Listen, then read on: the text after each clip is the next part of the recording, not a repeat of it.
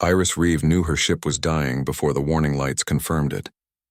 The old freight hauler shuddered and groaned as she guided it toward the nearest colony world, praying the engines would hold together for just a few more minutes. New Terra appeared below, a modest human settlement that barely registered on most star charts. It was the kind of place people passed through but rarely stayed. Right now it looked like paradise. She managed to land in a dusty field near the colony's edge, the ship settling with a final wheeze that sounded almost apologetic. Iris sat in the pilot's seat for a moment, running calculations in her head. The repair would cost more than she had. It always did. Being an independent freight pilot meant living one breakdown away from being stranded. The locals pointed her toward a small repair shop on the outskirts of town. It was easy to miss, tucked between two larger warehouses, with a hand-painted sign that read, "Cole's Repairs" in fading letters. The building looked like it had been assembled from spare parts itself, with mismatched panels and a roof that had seen better decades. Iris pushed through the door and found herself in organized chaos. Tools hung on every wall, parts were stacked in careful piles, and 3 different ships in various states of disassembly filled the work bays. A man emerged from beneath a sleek alien vessel, wiping his hands on a rag that might have been blue once. He was maybe 30, with dark hair, grease-stained clothes, and an easy smile that reached his eyes. "Help you?" he asked. "My ship needs work. How much do you charge?" Iris had learned to ask about money first. It saved time and disappointment. "Depends what's wrong. Let me take a look before we talk numbers." He grabbed a toolkit and followed her outside. David Cole, as he introduced himself, spent 20 minutes crawling through her ship's engine compartment. Iris watched him work, noticing how his hands moved with quiet confidence. He didn't curse at the mess of jury-rigged repairs like most mechanics would. Instead, he seemed almost respectful of the old hauler, treating it like a patient that deserved care rather than judgment. "Your main drive coupling is cracked," he said finally. "The secondary power relay is fried, and your coolant system has more patches than original parts. I can fix it, but I need to be honest with you. This ship has maybe 2 more years if you're lucky and careful. I'm always careful. Lucky is harder to arrange." Iris tried to keep her voice light. "What's the damage?" David named a price that made her blink. It was less than half what she expected. "That's it?" "That's it. I source parts locally when I can, keep costs down. Plus, freight haulers like you keep colonies like this alive. Figure I should make it possible for you to keep flying." He shrugged like it was simple logic. "When can you start?" "Already started. Give me 3 days." Iris found a cheap room at the colony's only boarding house and tried not to think about how empty her account would be after paying for repairs and lodging. On the second day, curiosity drew her back to the shop. She found David working on an alien ship she didn't recognize, something sleek and expensive that seemed out of place in his modest garage. "That's a Kelhari courier vessel," she said. "Those cost more than my ship will earn in 10 years. David glanced up. Owner had trouble with the navigation computer. Kelhari tech is tricky, but it follows the same basic principles as everything else, just needs patience and the right touch. Where did you learn to work on alien systems? Books mostly, manuals. I like figuring out how things work." He said it casually, but Iris noticed the shelves along one wall packed with technical documents in multiple languages, some in scripts she didn't recognize. She started visiting the shop each day, initially to check on her ship, but increasingly just to watch David work and talk. He had an easy way about him, never rushed, never frustrated. When a wealthy-looking Trevik merchant arrived in an expensive suit, demanding immediate service, David treated him exactly the same as he treated Iris, with simple courtesy and no special deference. The merchant seemed almost offended by the lack of fawning attention. "You don't care that he's rich," Iris observed after the Trevik left. "Money doesn't make someone better or worse, just makes them richer or poorer." David handed her a cup of coffee from a battered pot in the corner of the shop. "Your ship's ready, by the way. Runs better than it has in years, I'd guess." Iris tested the repairs and found he was right. The old hauler hummed with something approaching contentment. She paid David, loaded her freight, and prepared to leave. Then she sat in the pilot's seat and thought about the loneliness of space, the endless jumps between anonymous ports, and the rare pleasure of talking to someone who saw her as more than a delivery service. She walked back to the shop. David was closing up for the evening, pulling down the bay doors. "Would you like to get dinner?" she asked. There's a place in town that supposedly doesn't poison people. His smile was worth the risk of staying another day. I'd like that. One dinner became 3.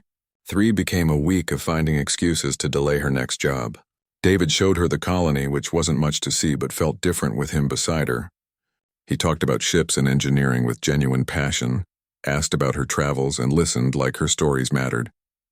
When she finally had to leave for a hauling contract, he walked her to her ship.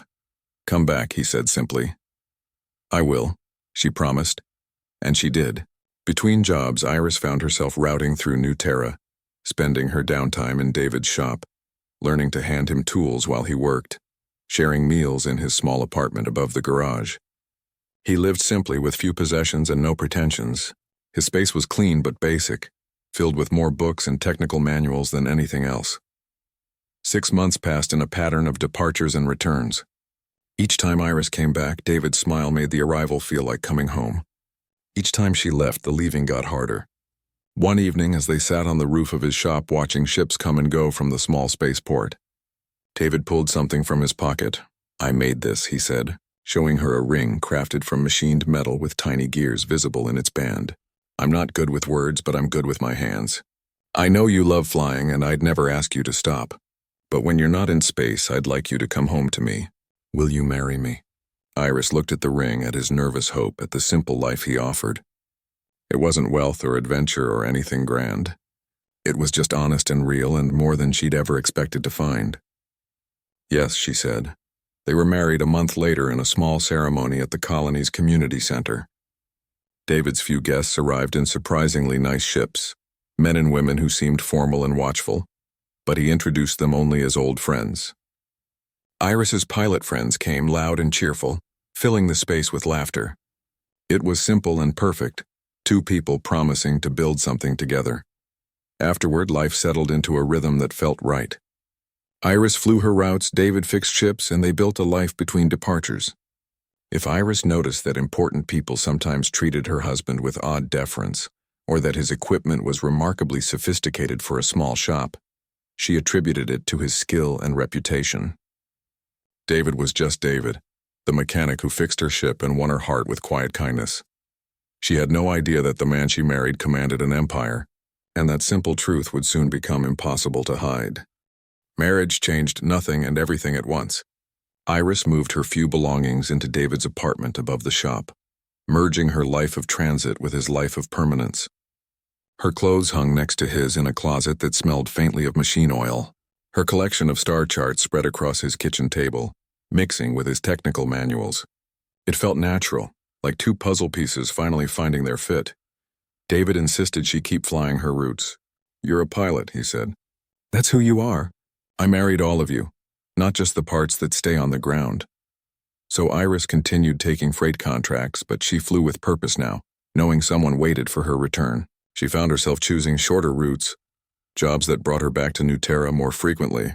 David never complained about her absences, but his face when she walked through the shop door made every homecoming feel like a celebration. 3 months into their marriage, Iris began noticing details she'd overlooked before. The way certain clients addressed David with unusual formality, calling him sir, even though he was just a mechanic.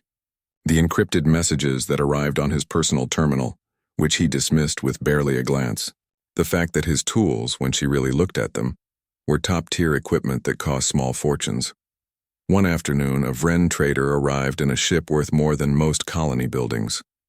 The Vren were notoriously proud, barely tolerating humans as equals. Yet this one practically bowed when greeting David, speaking with careful respect that seemed wrong. After the Vren left, Iris confronted her husband. Why did he act like that around you? David was elbow deep in an engine, his voice muffled. Like what? Like you were important. Maybe he's just polite. The words were casual, but David didn't look at her when he said them. Iris let it go, but the questions accumulated. She mentioned it to her friend Rita, another freight pilot who sometimes stopped at New Terra. Rita laughed. You married a mechanic with mystery. Maybe he used to work for someone important. Maybe he's got a past. Don't we all? But the mysteries multiplied. A government official from the sector capital visited the shop. arriving without appointment and leaving quickly after a brief conversation with David. Iris caught only fragments, something about the board and votes and they need your input.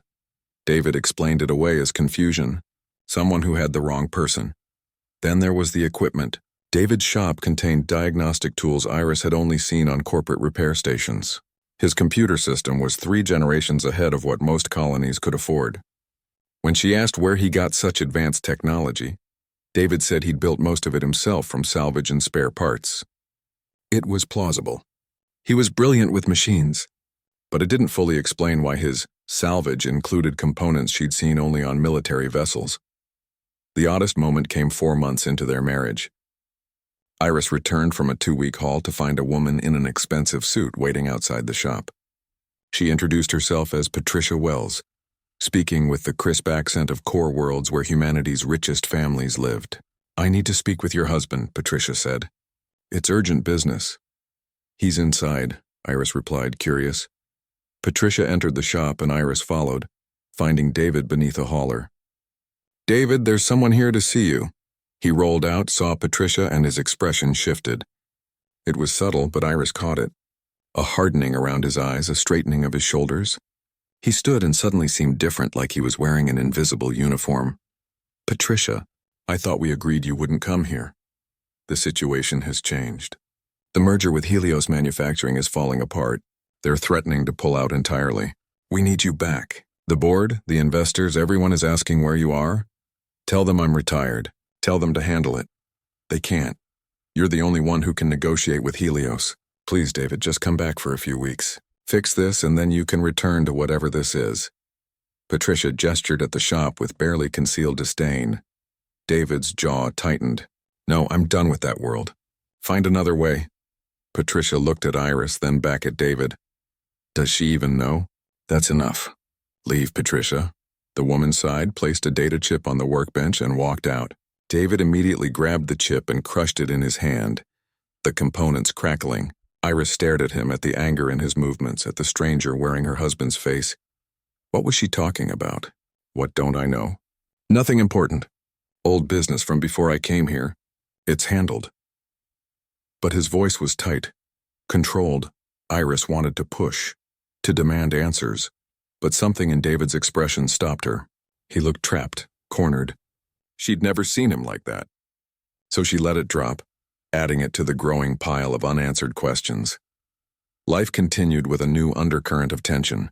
David was still kind, still attentive, but Iris caught him staring at nothing sometimes, lost in thoughts he wouldn't share. She wondered what he was hiding and whether it mattered. People had pasts. She had her own secrets, things she wasn't proud of, choices made in desperation. Maybe David's past was just bigger than most. Her friend Rita visited again, sharing news from other colonies. "You hear about the corporate wars in the manufacturing sector? Harrison Industrial Collective just bought out 3 competitors. They basically own half of human industry now. Makes you wonder who really runs things, you know? Not governments. People like that." Iris had heard of Harrison Industrial. Everyone had. They were the giant, the success story. Proof that humans could compete with ancient alien corporations. She'd never paid much attention to business news. It seemed distant from her life of hauling cargo between forgotten colonies. "Must be nice being that rich," Rita continued. "Though I heard the founder dropped out of sight years ago. Just vanished. Probably on some private planet living like a king." Something about that nagged at Iris, but she couldn't place why. She filed it away with all the other strange details about her husband's life. One evening, she and David sat on the roof watching the stars. It was their favorite spot, a place where they could pretend the universe was simple. David held her hand, his thumb tracing circles on her palm. "Do you ever regret marrying me?" he asked quietly. "What? No, never. Why would you ask that?" "Because you don't really know me." "Not all of me." Iris turned to face him. "I know you're kind. I know you're brilliant. I know you make me laugh and you fix my ship and you never make me feel small. That's who you are. The rest is just details." David smiled, but it was sad. "What if the details matter?" "Then tell me. I'm your wife. You can tell me anything." For a moment, she thought he would. His mouth opened, words forming. Then he shook his head. "It's nothing. Just old ghosts. Forget I said anything. They sat in silence watching ships cross the night sky. Iris wanted to push, to crack open whatever he was hiding, but she was also afraid. What if the truth changed everything? What if the man she married was someone else entirely? So she stayed quiet. And the moment passed, and the secrets remained buried. The next morning, David was back to normal, working in his shop with his usual focus. Iris prepared for another freight run, a 3-week contract hauling supplies to outer colonies. Before she left, David held her close. "Be safe out there," he whispered. "Always am. I'll be back before you know it. I'll be counting the days." She kissed him and left, not knowing that by the time she returned, the truth would be impossible to hide any longer. Iris returned to New Terra after 3 weeks hauling medical supplies to find her home in chaos. Ships crowded the small spaceport, corporate vessels with the sharp logos of Stellar Dynamics painted on their hulls. People gathered in anxious clusters throughout the colony, their voices carrying worry and anger in equal measure. Something had happened while she was gone. She found Rita at the pilot's cantina, nursing a drink with a dark expression. "About time you got back. Things have gone bad here, really bad. What happened?" "Stellar Dynamics showed up a week ago. They claim they've discovered rare mineral deposits under the colony. They're offering to buy everyone out, but the price is insulting, barely enough to relocate. Most folks have their whole lives invested here. They can't just leave." Iris felt cold. "Can the corporation force them out?" "That's what they're threatening. They've got legal teams, government connections, all the weapons that money can buy. The Colony Council is trying to fight it, but we're just a frontier settlement. We don't have the resources to battle a corporation that size." "What about David? Has he said anything?" Rita gave her an odd look. "Your husband's been quiet. Really quiet. But I've seen corporate types going to his shop. Important-looking people. It's weird." Iris left the cantina and headed straight to the shop. She found David standing in the middle of the floor, staring at a holographic display showing legal documents. He looked tired, older somehow, like he'd aged years in the 3 weeks she'd been gone. "David?" He turned off the display quickly. "You're back. How was the run?" "Forget the run. What's happening here? Why is Stellar Dynamics trying to take the colony?" "It's complicated. They claim mineral rights, but there are legal questions about their survey data. The Colony Council is fighting it. Can we win?" David was quiet for a long time. "Not without help. Not the kind of help this colony can afford." Over the next few days, the situation deteriorated. Stellar Dynamics representatives went door to door, pressuring residents to accept buyout offers. Some people, scared and uncertain, signed the contracts. Others refused. But their defiance felt fragile against corporate power. Iris joined meetings where pilots and merchants and families tried to organize resistance. But they were amateurs fighting professionals. She noticed David pulling away, spending hours locked in his office above the shop. When she asked what he was doing, he said he was researching legal options, looking for weaknesses in Stellar Dynamics' claim. But she heard him on calls sometimes, speaking in a voice she didn't recognize. Cold, analytical, commanding, the voice of someone used to giving orders and being obeyed. 2 weeks after the crisis began, everything changed. Iris returned to the shop after a colony meeting to find a man in an expensive suit standing in the garage. He was older, with gray hair and the bearing of someone important. When he saw Iris, he smiled politely. "You must be Mrs. Cole. I'm Harrison from Stellar Dynamics Regional Management. I was hoping to speak with your husband. He's upstairs. I'll get him. Actually, I need to speak with David Harrison. Is he available?" Iris froze. "What did you call him?" The man's smile faltered. "David Harrison. This is his shop, isn't it? I was told David Harrison Cole operates from this location." "His name is David Cole." "Yes, of course. Cole is the name he uses now. My apologies, I should have been more careful." Iris felt the ground shift beneath her feet. "Who are you, really?" Before the man could answer, David appeared on the stairs. His face went white when he saw the visitor. "Get out," he said quietly.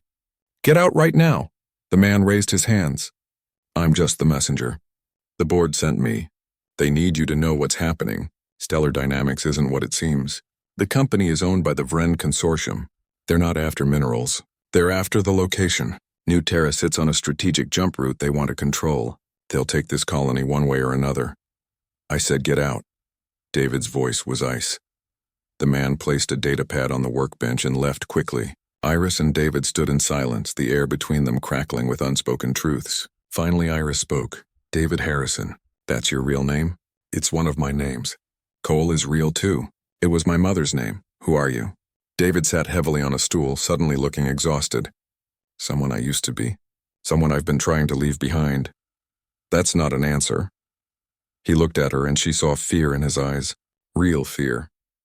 10 years ago I built a company. Started in a garage not much different from this one. Fixing things, improving them, making them better. I was good at it. Really good. The company grew. I acquired other companies, expanded into manufacturing, created supply chains that made human goods competitive with alien products for the first time in history. Iris felt dizzy. What was the company called? Harrison Industrial Collective. The words hung between them like a bomb. Harrison Industrial.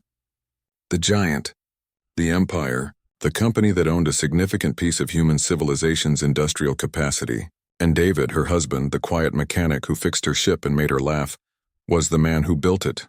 You're lying. That's not possible. I wish I was lying. David's voice was hollow. I built an empire, Iris. I made humanity stronger, gave us economic power to match the old alien civilizations. But it nearly destroyed me. The politics, the pressure, the constant fighting, watching people I trusted become strangers because of money and power. I hated what I'd become. So 5 years ago, I handed control to a board of directors I trusted, erased myself from public life and came here. I wanted to be just David, just a mechanic. I wanted to be real again. And me? Was I part of being real? You were everything real. The only real thing I'd found in years. I fell in love with you, Iris, completely. But I knew if you learned who I was, what I had, everything would change. You'd look at me differently. Everyone always does, Iris backed away from him. You lied to me. Every day you lied. I never lied about loving you. That's the only truth that matters. The only truth that matters? Anger flared hot in her chest. You let me worry about money. You watched me stress over repairs and contracts while you could have bought me a fleet of ships without noticing the cost. You let me think we were building a humble life together while you were hiding an empire. Because the humble life was what I wanted. The empire doesn't matter. It's just money and power and everything that made me miserable. It matters to me. I married someone I thought I knew. I don't know you at all. David stood, reaching for her. You know me better than anyone. The man in this shop. The man who loves you, that's who I really am. The other stuff, Harrison Industrial, the wealth, the power, that's just a costume I wore. This is real. Iris stepped back, tears blurring her vision. I need to think. I need space. Iris, please. Don't, just don't. I can't look at you right now. She left the shop, her heart breaking with each step.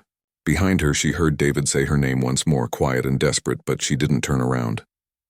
She walked through the colony streets, seeing nothing, feeling nothing except the ache of betrayal. Rita found her an hour later, sitting by the spaceport watching ships come and go. Hey, you okay? My husband is David Harrison. The David Harrison, founder of Harrison Industrial Collective. He's been hiding it from me since we met. Rita was quiet for a long moment. That's impossible. David Harrison disappeared years ago. People say he's dead or living on some private world. He can't be a mechanic on New Terra. But he is, and I married him without knowing. And now Stellar Dynamics is trying to steal our colony, and he could probably stop them with a single call, but he's too busy pretending to be someone he's not. The words poured out, bitter and angry. I don't even know what's real anymore. Rita put an arm around her shoulders. What are you going to do? Iris watched a freight hauler lift off, climbing toward the stars. I don't know, but I can't go back to the shop tonight. I just can't. She stayed with Rita, lying awake all night, thinking about the man she thought she knew and the stranger he'd turned out to be. For 3 days, Iris avoided David. She stayed with Rita, took extra shifts helping other pilots with repairs, and threw herself into colony defense meetings, where frightened people tried to find solutions that didn't exist. Stellar Dynamics had begun formal eviction procedures. They had the law on their side, or at least expensive lawyers who could make it look that way. The colony had 2 weeks before forced relocations would begin. On the 4th morning, someone knocked on Rita's door. Iris opened it to find the gray-haired man from the shop, the one who had called David by his full name. He looked apologetic and tired.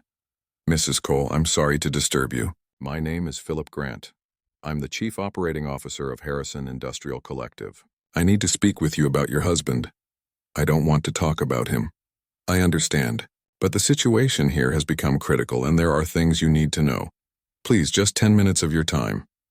Rita nodded to her. Hear him out. Can't hurt. They sat in Rita's small kitchen. Philip placed a tablet on the table but didn't activate it yet.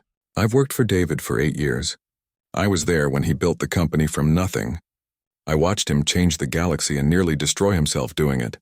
I don't need his history from you. Yes, you do. Because he won't tell you himself. He's too ashamed. Philip leaned forward. David was 20 when he started the company. Just a kid with a gift for understanding how things worked. He fixed ships, then started improving them, then designing better components. Within 5 years, Harrison Industrial was revolutionizing human manufacturing. We were producing goods that competed with products from civilizations thousands of years older than ours. So he got rich. Good for him. It wasn't about money. It was about survival. Humans were second-class citizens in the galaxy. We bought alien technology at inflated prices while they kept the best innovations to themselves. David changed that. He made us competitive. He made us matter. But it cost him everything. Philip activated the tablet, showing images of a younger David. He looked harder in the photos, wearing expensive suits, standing in corporate boardrooms, shaking hands with government officials. His eyes were cold, calculating. Nothing like the warm man Iris had married. The pressure was enormous. Every decision affected millions of people. Competitors tried to destroy him. Some were human rivals. Others were alien corporations that didn't want humanity gaining power. There were assassination attempts, sabotage, legal battles that never ended. David stopped sleeping. He stopped trusting anyone. He became exactly what he hated. A ruthless businessman who saw everything as a problem to solve rather than people to care about. What changed? He won. He built an empire so large, so powerful that no one could challenge it. And then he looked around and realized he was alone. Everyone wanted something from him. Money, influence, power. No one just wanted David. So he did something incredible. He walked away. Philip showed another image, David's official resignation statement. He assembled a board of trusted executives, gave them control, and vanished. Most people think he's dead. Some think he's on a private planet somewhere. No one knows he's been running a repair shop on New Terra. Iris stared at the images, trying to reconcile them with her husband. Why tell me this? Because Stellar Dynamics isn't just a corporation. It's a front for the Vren Consortium, one of the oldest and most powerful alien commercial groups in the galaxy. They've been trying to break human industrial power for years. They tried to destroy Harrison Industrial directly and failed. So now they're targeting human colonies, trying to control strategic locations. New Terra sits on a jump route that would give them leverage over human shipping lanes. If they take this colony, others will follow. What does this have to do with David? He's the only one who can stop them. Harrison Industrial has the resources, the connections, the power to fight back. But the board won't act without him. They need his leadership, his vision. He built the company. He's the only one who can save it and save this colony from the Vren. Iris felt anger rising again. So he has to go back to being the person he hated? Maybe. Or maybe he can be both. The mechanic and the leader. The man you married and the man the galaxy needs. Philip stood. I know you're hurt. You have every right to be. But people here are going to lose their homes. Some might be killed if they resist eviction. David can prevent that. He just needs a reason to step back into the world he left behind. After Philip left, Iris sat alone with her thoughts. Rita brought her coffee, sitting quietly nearby. What are you thinking? That I'm being selfish? People are going to suffer and I'm angry at my husband for having the power to help them. You're angry because he lied to you. That's not selfish. That's human. Iris thought about the David she knew, the patient teacher who showed her how to repair her own ship, the man who made her laugh with terrible jokes, the husband who held her at night and made her feel safe. Could that man be the same person who built an industrial empire? She thought about something else too. About humanity. She'd spent her life on the edges of civilization, hauling cargo between forgotten colonies, watching humans scratch out survival while alien civilizations looked down on them. Harrison Industrial had changed that. David had changed that. He'd given humanity dignity and power. That evening, Iris walked back to the shop. She found David sitting in the dark, not working, just staring at nothing. He looked up when she entered, hope and fear mixing on his face. Iris. I talked to Philip Grant. He told me everything you wouldn't. I'm sorry. I should have told you myself. I was just so afraid of losing you. She sat across from him. Tell me now, all of it. No more secrets, so he did. David talked through the night, describing his rise from nobody to industry titan. He talked about the loneliness, the constant pressure, the way power corrupted even good intentions. He described the moment he realized he'd become someone he didn't recognize, making decisions that affected millions but feeling nothing. He talked about walking away, about choosing peace over power. I came to New Terra because no one here knew me. I could just fix ships and live simply and be real. Then I met you, and for the first time in years I felt alive. You saw me as just David, not as a resource or a target or a tool, just me. I fell in love with that, with you. I couldn't tell you the truth because I knew it would change everything. It has changed everything, Iris said quietly. But maybe not the way you think. What do you mean? I'm angry at you. I'm hurt that you lied, but I've been thinking about why you hid. You weren't trying to trick me. You were trying to escape something that hurt you. I get that. I've run from things too. David's eyes were wet. I never wanted to hurt you. I know. But people here are going to lose their homes. The Vren are targeting human colonies because they don't want us to have power. You built something that gave humanity strength. Maybe you need to use it. I can't go back to being that person. It nearly killed me. Then don't be that person. Be yourself, but use the tools you have. You don't have to become the Empire again. Just wield it. David was quiet for a long moment. If I do this, everything changes. People will know who I am. We won't be able to have a simple life anymore. We'll have whatever life we build together. Simple or complicated, I don't care. But I married someone who cares about people, someone who fixes broken things. This colony is broken. The Vren are trying to break humanity. If you can fix it, then fix it. He reached across the space between them, taking her hand. I don't deserve you. Probably not. But you're stuck with me anyway. She squeezed his fingers. Save our home, David. Show the galaxy why humans don't quit. David nodded slowly, and Iris saw something shift in him. The weight he'd been carrying seemed to solidify into purpose. He stood and walked to his terminal, activating systems that had been dormant for years. The screens lit up with data feeds, market information, corporate networks. David's fingers moved across the controls with practiced ease. I need to make some calls. This is going to get complicated. Iris watched him work, seeing both the mechanic and the Titan emerge. He was her husband, but he was also something larger. And maybe that was okay. Maybe people could be more than one thing at once. David worked through the night while Iris watched, learning more about her husband in hours than she had in their entire relationship. His fingers flew across terminals, pulling up data streams from across the galaxy. He spoke in rapid bursts on secure channels, his voice calm but carrying absolute authority. This was David Harrison in his element, and it was both familiar and alien to see. By morning, he'd assembled a picture of what they were really fighting. Stellar Dynamics was indeed a shell company, 3 layers deep, ultimately controlled by the Vren Consortium. The mineral rights claim was fabricated, but legal enough to survive initial challenges. The real goal was control of New Terra's jump point, which would give the Vren leverage over a dozen human trade routes. If they succeeded here, they'd replicate the strategy across frontier space, slowly strangling human expansion. They're smart, David said, showing Iris the data. They're not attacking Harrison Industrial directly. They learned that doesn't work. Instead, they're going after the Foundation. Human colonies are our strength. Independent settlements prove we can thrive anywhere. Take that away and we look weak. Other species will think twice about treating us as equals. So how do we stop them? David's smile was sharp and cold. We remind them why attacking humanity is a mistake. We don't fight like they do. We fight like us, he called Philip Grant first. I need a full analysis of Vren Consortium assets in human space. Trade agreements, contracts, partnerships, everything. And I want it in 2 hours. David, is that really you? It's me. I'm back, at least temporarily. Get me that data. Next, he contacted someone named Susan Wheeler, apparently the current CEO of Harrison Industrial. Her face appeared on the screen, professional and composed, but her eyes widened when she saw David.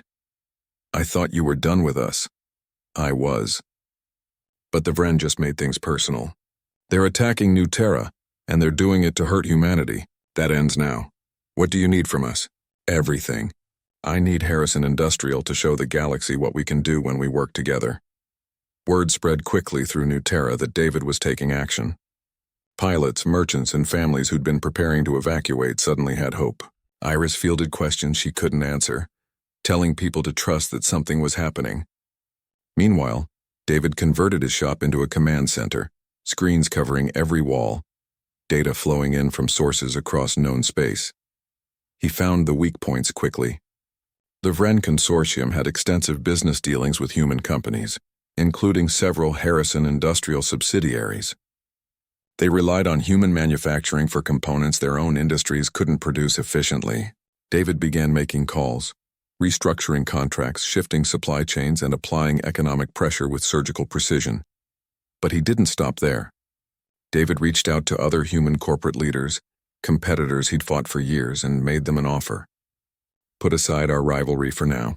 The Vren are testing us, seeing if we'll let them take our colonies. If we don't stand together, they'll divide us. But if we present a united front, they'll back down. Some agreed immediately. Others were skeptical until David shared his intelligence on Vren strategies. Within 3 days, a coalition formed. Harrison Industrial, Chen Manufacturing, Torres Industries, and half a dozen other major human corporations issued a joint statement. They would cease all business with any entity connected to the stellar dynamics action on New Terra. They called on the Vren Consortium to withdraw their claim or face complete economic isolation. From human markets, the Vren responded with threats of their own.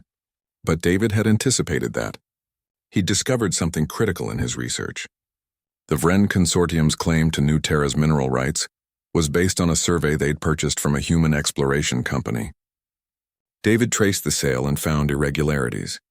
The survey had been conducted without proper colonial consent, violating several treaties. He sent this information to every major media outlet in the galaxy. Suddenly, the story wasn't about a corporation buying a colony.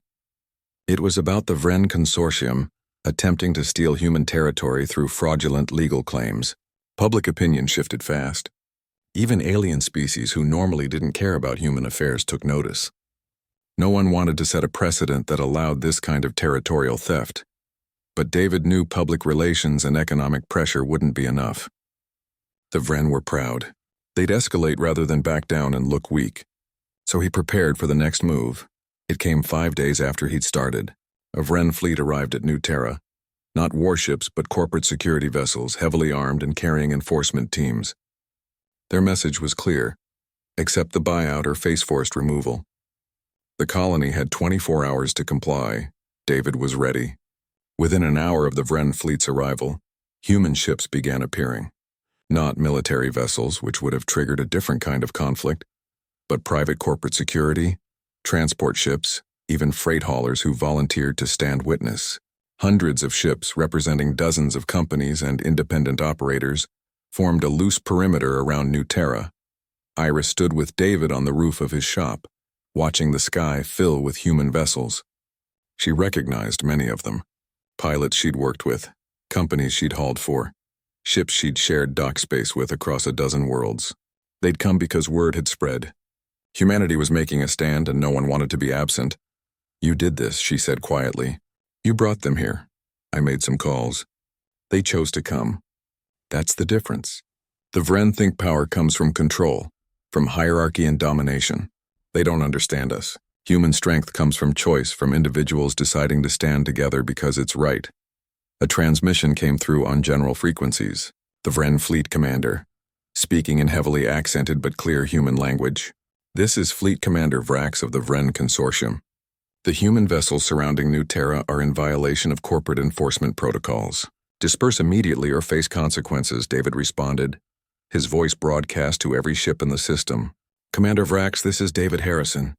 These ships are exercising their legal right to witness and document corporate actions in human space. They're not interfering with your operations. They're simply watching.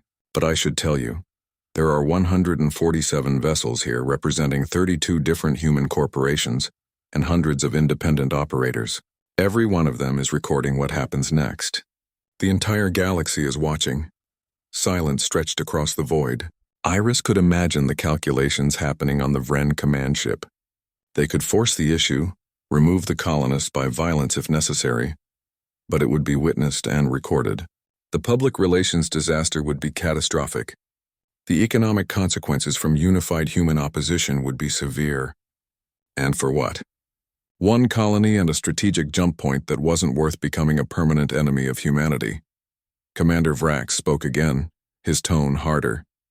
You are David Harrison? The founder of Harrison Industrial? We were told you were dead. Clearly not. I'm just a mechanic on New Terra. But I have friends. Lots of them. And they don't appreciate the Vren Consortium trying to steal human territory through fraud and intimidation. Another long pause. Then Vrax said, We will review our legal position. The enforcement action is suspended pending further analysis. The Vren fleet withdrew to the edge of the system. Across the human ships, people cheered. Iris found herself crying and laughing at the same time, relief flooding through her. David pulled her close, and for a moment, they just held each other while their world celebrated around them. But David's expression was thoughtful. This isn't over. The Vren backed down because we made it too costly to continue, but they'll look for other ways to undermine us. We need a permanent solution. Over the next week, David negotiated directly with the Vren Consortium leadership. It was delicate work, finding a way for them to retreat without losing too much face. Eventually, they reached an agreement. The Vren would abandon their claim to New Terra and pay reparations to the colony for the disruption. In exchange, Harrison Industrial would renegotiate certain trade agreements, giving the Vren better terms on components they needed. It wasn't a complete victory, but it was enough. New Terra was safe. More importantly, the galaxy had seen humanity stand together, had watched human corporations and independent operators unite to protect their own. The message was clear. Humanity might be young, but they were formidable when unified. As the crisis wound down and ships began departing, Iris stood with David watching the sky clear. What happens now? Now we figure out what normal looks like. Whatever that means anymore.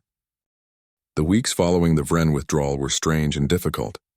News of David's identity spread across human space like wildfire. The legendary David Harrison, thought dead or vanished, had been living as a simple mechanic. The story captivated people. Media outlets requested interviews. Corporate leaders wanted meetings. The galactic community buzzed with speculation about what his return meant for human industrial power. David hated every moment of the attention. He'd revealed himself to save the colony, not to reclaim his public life. But the galaxy didn't care about his preferences. The shop was besieged by visitors, from curious colonists to business executives in expensive suits. Iris watched her husband struggle with the exposure, saw him retreat inward, becoming quieter and more tense as the pressure mounted. One evening, 3 weeks after the crisis ended, Iris found David sitting alone in the darkened shop. He wasn't working, just staring at the empty bays where ships usually sat waiting for repair. The visitors had scared away his regular customers, people too intimidated to bring their modest vessels to a man they now knew was one of the richest humans alive. You're thinking about running again, Iris said. David didn't deny it. I saved New Terra by becoming the person I swore I'd left behind. Now I'm trapped. I can't go back to being just a mechanic, but I don't want to be David Harrison either. I don't know how to be both. Iris sat beside him. Then we figure it out together. That's what marriage means, right? We face the hard things as a team. You didn't sign up for this. You married a mechanic. I married you. All of you, apparently, even the parts I didn't know about. Yes, I was angry. Yes, you should have told me. But I'm not leaving. We just need to find a balance. Over the next few days, they talked seriously about their future. David admitted he couldn't fully abandon Harrison Industrial. The crisis had shown him that his creation still needed guidance, that his absence had left gaps in leadership. But he also couldn't return to the consuming life he'd fled. They needed a middle path. The solution came from an unexpected source.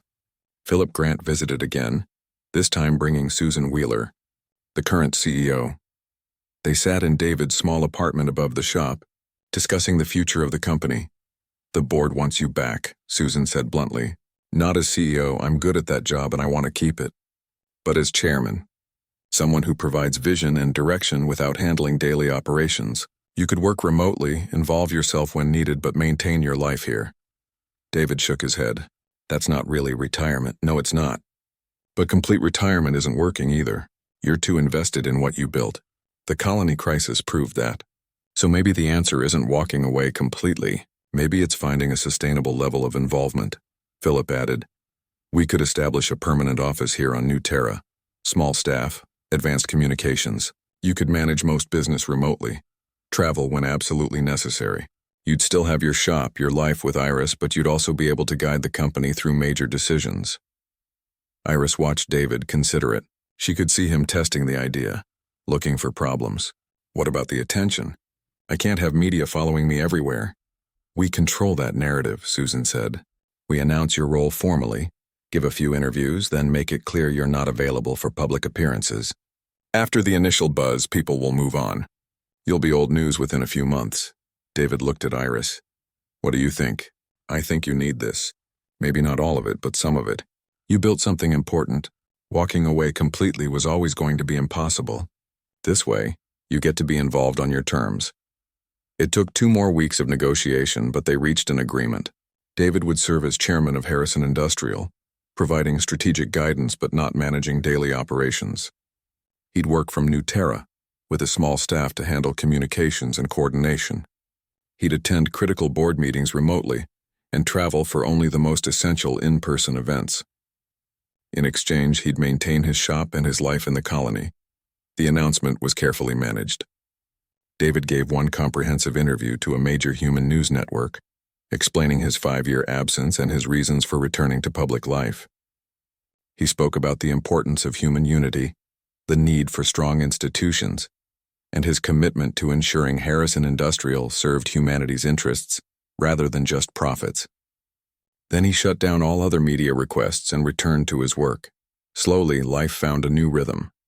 David spent mornings in his shop, afternoons managing corporate business from the office Philip had established in a building nearby, and evenings with Iris. It wasn't the simple life they'd had before, but it was sustainable. The shop gradually attracted customers again, though now they were an odd mix of regular colonists and wealthy clients who appreciated David's personal touch. Iris made changes too. With David's support, she expanded her freight operation into a full shipping company. She hired other pilots, purchased additional ships, and created jobs throughout the colony. It felt good to build something, to contribute to New Terra's growth. She understood now why David found satisfaction in creation. One afternoon, 6 months after the crisis, a Kelhari merchant ship landed at the spaceport. The owner, a dignified alien David had worked with years before, came to the shop. He bowed formally, speaking in heavily accented human language. "David Harrison, I heard you were here but didn't believe it. You honor this humble colony with your presence." David, elbow deep in a transport ship's engine, didn't look up. "Just call me David, and I'm just a mechanic. What can I fix for you?" The Kelhari paused, clearly uncertain how to treat someone so powerful acting so ordinary. Finally he laughed, a strange chittering sound. "You humans are strange. Always strange. My navigation system needs calibration. Can you help?" "Sure, Kelhari systems are tricky, but I know the work. Pull into Bay 2. Iris, watching from the office, smiled. This was the balance they'd found. David was simultaneously one of the most influential humans in the galaxy and a grease-stained mechanic fixing ships. He was both and neither, choosing his identity moment by moment based on what was needed. That evening, they sat on their usual spot on the roof, watching ships cross the darkening sky. The view was familiar now, comfortable, but Iris saw it differently than before. Each ship represented people living their lives, making choices, building things, humanity spreading across the stars. Not as conquerors, but as persistent, adaptable survivors who refused to quit. "Do you regret how things turned out?" David asked. "This probably isn't the life you imagined when you married me. Nothing ever is. But I'm happy." "Are you?" David considered the question seriously. "I am. I thought I had to be either David Harrison the Tycoon or David Cole the mechanic. I didn't realize I could be both. You showed me that. You loved the mechanic, but you didn't reject the Titan. You just asked me to be honest about all of it. That's all I ever wanted. Honesty and partnership." They sat in comfortable silence, watching New Terra's sun set in colors that still amazed Iris despite seeing them every day. A transport ship lifted off, its engines glowing against the twilight, heading toward the stars and whatever waited beyond. "I heard from the Colony Council today," David said. "They want to establish a school. Education beyond the basics kids get now. They asked if Harrison Industrial would fund it. What did you say? I said yes on one condition. The school accepts anyone, regardless of whether they can pay. Education should be available to everyone. You're a good man, David Harrison Cole. I'm trying to be. Some days it's harder than others. But having you beside me makes it easier. A message pinged on David's communicator. He glanced at it, smiled, and showed Iris. It was from Rita, her pilot friend who'd supported Iris through the difficult days. Rita had just been promoted to senior pilot in Iris's new shipping company and was celebrating. She's happy, Iris said. Everyone here is doing better. The colony is growing. Businesses are expanding. People have hope. You did that. We did that. You built the shipping company. You created those jobs. With resources you provided. With vision you had. I just have money. You have ideas and courage. That's worth more. They debated it playfully, neither winning, both enjoying the argument. Below them, the colony lights flickered on, small human settlements glowing against the vast darkness of an alien world. It was beautiful and fragile and persistent, like humanity itself. A year ago, Iris had been a struggling freight pilot with a dying ship. Now she was married to one of the most powerful humans alive, running her own company and helping guide a frontier colony toward prosperity. Life was strange and unpredictable and wonderful. David pulled her close, and they watched the stars emerge, billions of them, each one a possibility. Humanity was out there, spreading and growing, making mistakes and learning, building and creating. They were young as civilizations went, barely established, but they had something the older species sometimes lacked. They had each other, and they refused to give up. I love you, David said quietly. The freight pilot who saw a mechanic and decided to stay. You saved me, Iris. Twice. Once when you married me, and again when you asked me to be honest about who I am. I love you too, all of you, the mechanic and the Titan and everything in between. They sat together as night fell completely, two people who'd found each other against impossible odds, building a life that was theirs alone. Around them, New Terra slept and dreamed. A human colony on the edge of everything, protected by wealth and industry but sustained by something more important. By people who cared for each other, who worked together, who refused to abandon their own when trouble came. That was humanity's true strength, David thought. Not the ships or the technology or the corporations. It was the pilots and mechanics and families who chose connection over isolation, cooperation over competition, hope over despair. As long as humans had that, they'd survive and thrive no matter what challenges the galaxy threw at them. Beside him, Iris leaned her head on his shoulder, and David felt complete in a way wealth had never provided. He was home, truly home, with the person who knew all his secrets and loved him anyway. It was simple and profound and everything he'd ever wanted. The stars shone overhead, ancient and patient, watching humanity's story unfold. It was a good story, David thought. Complicated and messy and real. The kind of story worth living.